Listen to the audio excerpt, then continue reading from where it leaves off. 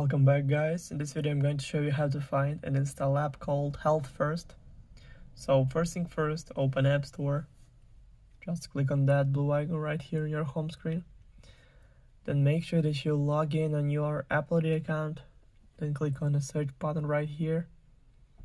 And in the search bar, typing Health First and go search right here. Then scroll down a little bit until you find the app. So click on that, then click Get, then Install, then confirm installation through Face ID or Touch ID or using password from your Apple ID account. So now it's all done. The app is 146.4 megabytes. Also, all links will be in the description of this video.